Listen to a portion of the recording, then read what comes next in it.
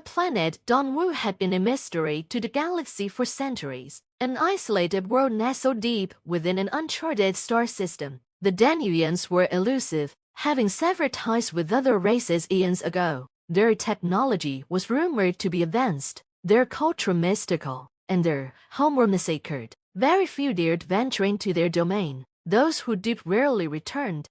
But the Earth had changed. Humanity had become more than just a curious explorer. The Galactic Union had written them off centuries earlier as a fledgling species destined for self-destruction. But instead, humans had risen, they adapted, they evolved, and in the end, they survived where others had faltered. Now, they were respected or feared depending on who you asked. Their stories of resilience, innovation, and sheer willpower had reached even the most distant corners of the galaxy.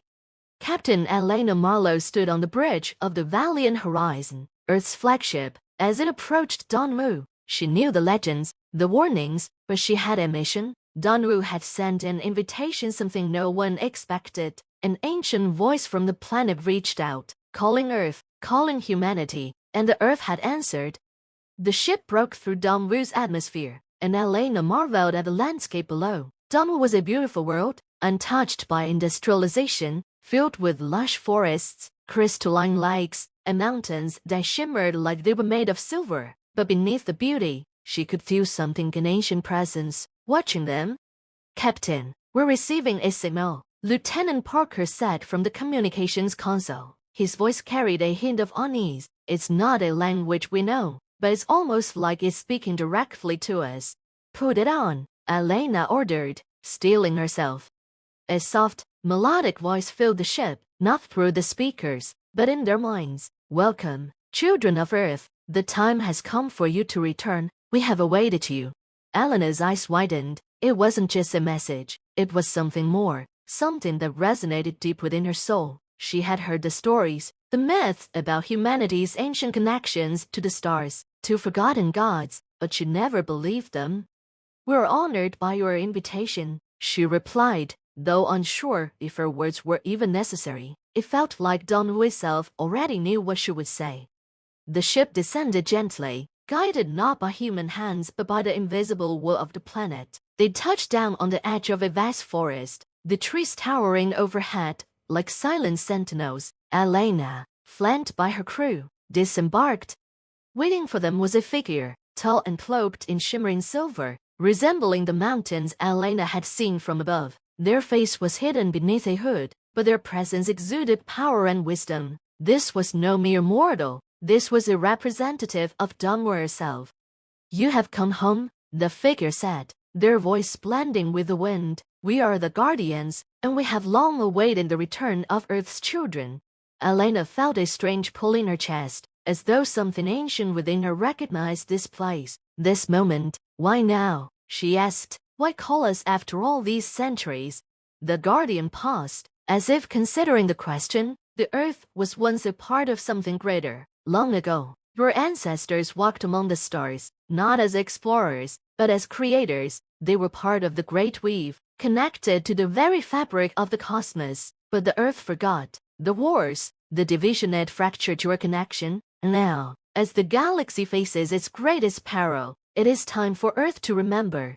The air around them shimmered, and suddenly, Elena saw visions of ancient humans walking alongside beings of light and shadow, crafting worlds, wielding powers beyond imagination. She saw battles against forces that sought to unravel existence itself. And then, she saw Earth, separated, lost in the void, until now.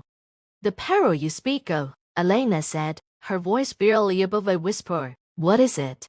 The Guardian's voice grew somber. "The void stirs once again. It consumes, it unravels, and it will soon reach this galaxy. The Danuians have kept the balance for millennia, but we cannot do it alone. Earth's strength, its resilience, its unyielding spirit, this is what the galaxy needs."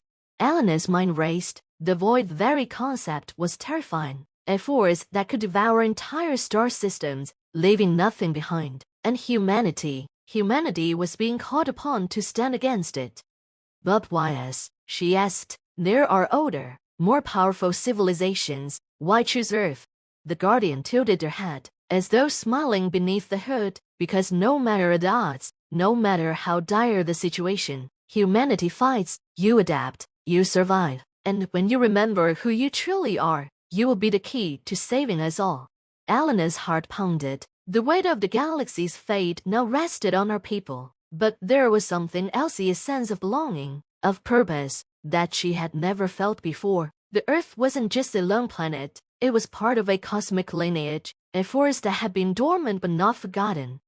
"We'll help," she said, determination filling her voice. "We'll stand with Danu. We'll fight the void." The Guardian bowed their head. Then the weave begins anew. As Elena and her crew prepared to return to the ship, she glanced back at the planet. Danu had called them home, and now they would rise and exist for themselves, but for the galaxy. Humanity would not only survive, they would lead. In the silence of space, as the valiant horizon lifted off, Elena knew one thing for certain. The Earth had answered the call, and nothing would ever be the same again. Once upon a time, in a small village, there was a magical vehicle known as the Kitab Wali Gadi, the book carriage. Every week, it would come to the village, bringing with it an enchanting collection of books, songs, and stories for the children. The kids eagerly awaited its arrival, for it was the highlight of their week. One sunny morning, as the birds chirped and the wind danced through the trees, the sound of the Kitab Wali Gadi was heard approaching. The children rushed out of their houses, their faces filled with excitement. The colorful wooden carriage slowly rolled into the village square, drawn by a gentle horse named Chintu.